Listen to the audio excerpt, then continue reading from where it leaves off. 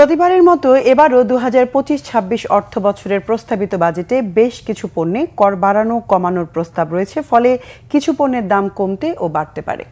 খাদ্য মূল্যস্ফীতি কমাতে দাম কমতে পারে চাল, ডাল, আটা, লবণ, চিনি, ভোজ্য তেল সহ একাধিক নিত্যপণ্যের।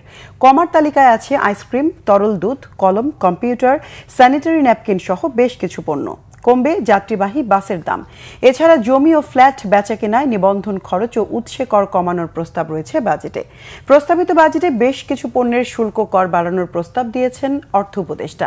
এতে করে বাড়তে পারে মোবাইল ফোন, প্লাস্টিকের তৈজসপত্র, ওয়াশিং মেশিন, ব্লেন্ডার, প্রসাধনী ও ব্লেডের মতো পণ্যের দাম। বাড়বে বাড়ি নির্মাণের খরচ।